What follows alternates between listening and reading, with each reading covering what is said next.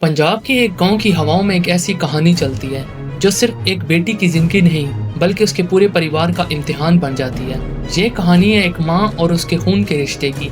एक ऐसी माँ जो अपने लहू को बचाने के लिए दुनिया से लड़ जाती है और एक ऐसी बेटी जिसका पैदा होना उसके लिए सजा बन जाता है। ये है सौम्या की कहानी, शक्ति, अस्तित्व के एहसास की शुरुआत। रात के सन्नाटे में घर में एक अचानक आवाज आती है। निम्मी घबरा कर उठ जाती है और अपने 10 दिन की बेटी सौम्या को ढूंढती है।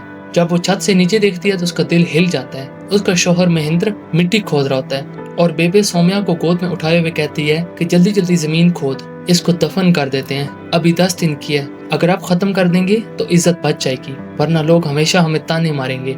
निम्मी चीख कर भागती है और रोकती है, लेकिन महेंद्र सौम्या पर मिट्टी डाल देता है। निम्मी एक कुल्हाड़ी उठाती है और उनको धमकी देती है कि अगर मेरी बेटी पर नजर डाली तो मैं आंखें निकाल दूंगी।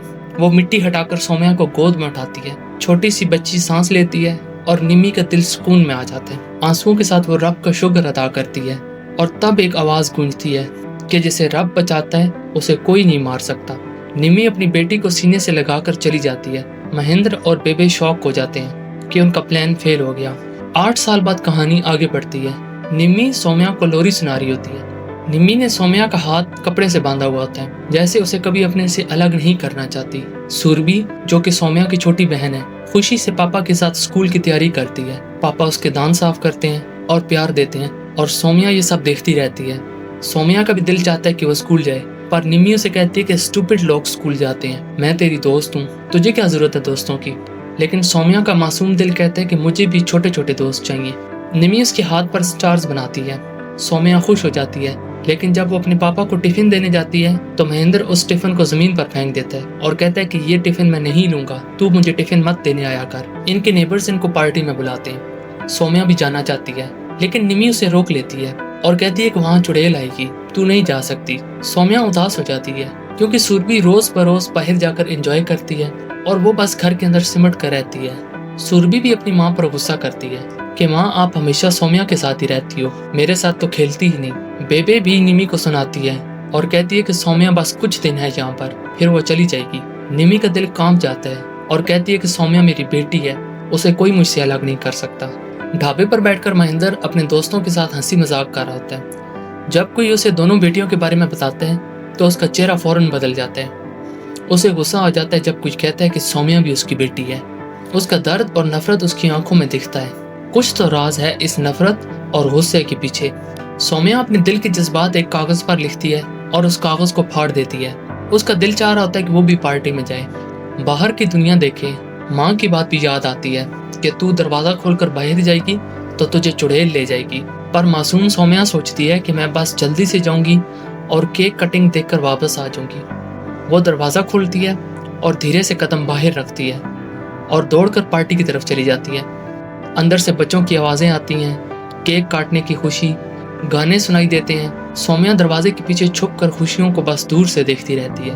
तभी एक औरत सर ढके हुए उसके करीब आती है और धीरे से सौम्या के करीब आ जाती है। कहानी यहाँ पर एक नए मोड़ पर आकर रुक जाती है। निम्मी सौम्या को हर जगह ढूंढ रही होती है और वो फाइनली सौम्या को पार्टी के घर के बाहर देख लेती है। एक औरत उसे पकड़ कर ले जाने वाली होती है कि निम्मी भाग कर आती है और सौम्या को गले लगा लेती है। सौम्या मासूमियत से कहती है कि माँ देखो, कोई चुड़ैल नहीं आई, मैं तो बिल्कुल ठीक हूँ, और माँ से माफी मांगती है। निम्मी का दिल भी भर आता है और वो कहती है बस मेरी जान, कभी भी मुझे बताए बगैर घर से नहीं निकलना। और उसी वक्त खबर मिलती है कि महेंद्र ने कुछ लोगों से हाथापाई की है और पुलिस ने उसे अरेस्ट कर रही है, क्योंकि महेंद्र से जब भी कोई उसकी बेटी के बारे में सवाल करता है तो वो उनसे लड़ना शुरू कर देता है। अंदर पार्टी हॉल में सुरभि अपनी बहन के लिए केक मांगती है, लेकिन बेबे का चेहरा तंज और नफरत से भरा होता है। जब महेंद्र वापस आता है तो गुस्से से भड़क रहा होता है और पूछता है कि तुम सब बाहर क्या कर रहे थे। घर पहुंचकर सौम्या पापा जी से पूछती है कि पापा जी आपको किसी ने मारा है क्या। महेंद्र चीखता है और कहता है कि तुम मेरी बेटी नहीं हो। निम्मी टूट जाती है और जवाब देती है कि सौम्या भी आपकी बेटी है, सुरभि की तरह इसे भी प्यार चाहिए। लेकिन महेंद्र के दिल में सिर्फ और सिर्फ नफरत होती है। पूजा के बाद निम्मी सुरभि को पूरा पेड़ा देती है और सौम्या को आधा।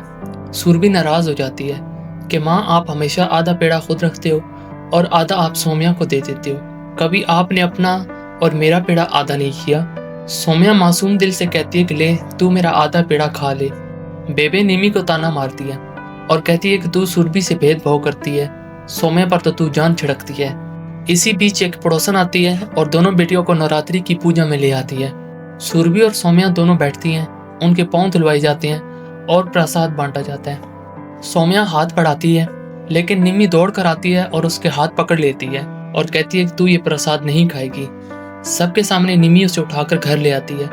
नेबर्स को लगता है कि उसकी इंसल्ट हो गई। घर आकर सौम्या जिद करती है और कहती है कि माँ मुझे भूख लगी है, मुझे प्रसाद खाना है। निम्मी रोती है और देवी माँ के आगे हाथ जोड़कर कहती है कि मेरी बेटी पर यह जुल्म खत्म करो। वो खीर और पूरी बनाती है। सौम्या के सामने वो माफी मांगती है और कान पकड़ती है। सौम्या कहती है कि अब मैं ये खीर और पूरी खुश होकर खाऊंगी। बाद में बेबे महेंद्र के कान भरती है। वो कहती है कि गांव वाले कह रहे हैं कि तुम अपनी बड़ी बेटी को छुपाते हो और ये सब निम्मी की वजह से है।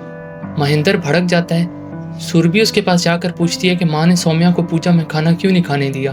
महेंद्र उसे कहता है कि अगर दोनों लड़कियां पूजा करेंगी तो देवी माँ नाराज हो जाती हैं। और फिर वो सुरभि को कहता है कि तेरी माँ निम्मी तुझसे प्यार नहीं करती, वो रात को तेरे बाल काट देगी, तू मेरे पास सो जा। सुरभि डर के मारे पापा के पास ही सो जाती है। महेंद्र और बेबे दोनों के चेहरे पर एक शातिर हंसी आती है। रात को निम्मी को लगता है कि कोई दरवाजे के बाहर खड़ा है और दरवाजा खोल रहा है। वो बाहर आती है और देखती है कि एक घूंघट वाली औरत दरवाजे के बाहर छुप कर खड़ी है। निम्मी का चेहरा शौक में आ जाता है और वो ये सब देखकर बहुत हैरान रह जाती है।